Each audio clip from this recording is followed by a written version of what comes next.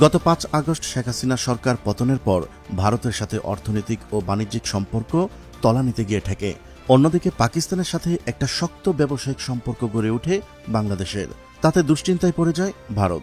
এবার ৪ দিনের ব্যবধানে ব্রাজিল ও আর্জেন্টিনা থেকে ৪ জাহাজে আমদানি হয়েছে অপরিশোধিত বিপুল পরিমাণ সয়াবিন তেল। আর তাতেই টেনশনে পড়ে যায় ভারত।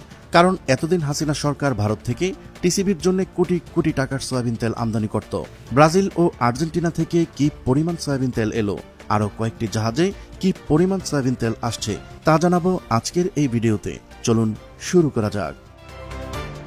৪ দিনের ব্যবধানে ব্রাজিল ও আর্জেন্টিনা থেকে ৪টি জাহাজে আমদানি হয়েছে ৫২,০০০ টন অপরিশোধিত সয়াবিন তেল।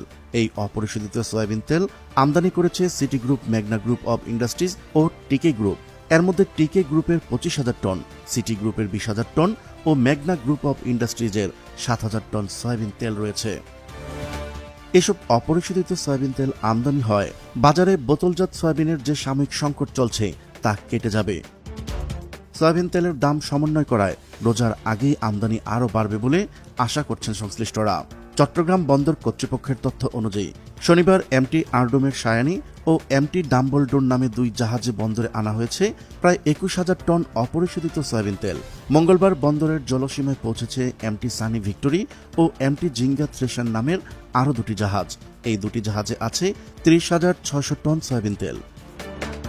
এর মধ্যে এমটি আরডোমের সায়ানি জাহাজ থেকে ইতিমধ্যেই তেল খালাস হয়েছে। জাহাজগুলোর মধ্যে সানি ভিক্টোরি ব্রাজিল থেকে এবং বাকি ৩টি এসেছে আর্জেন্টিনা থেকে।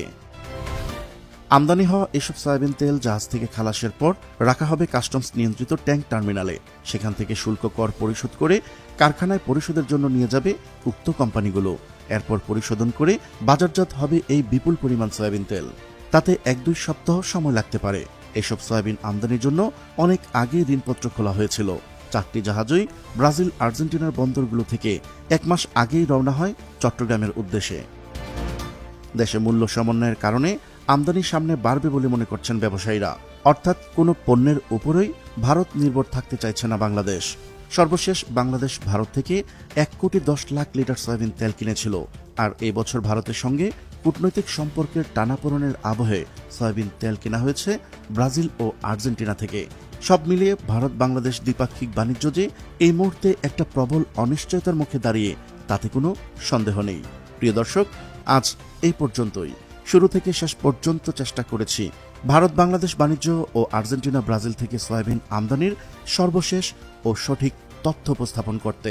কোথাও কোনো তথ্যগত ভুল কিংবা আপনার পরামর্শ থেকে থাকলে তা কমেন্ট করে জানাতে পারেন। দেখা হচ্ছে পরবর্তী ভিডিওতে। ততক্ষণ পর্যন্ত মহান আল্লাহ তাআলা সবাইকে ভালো রাখুক, সুস্থ রাখুক। আল্লাহ হাফেজ।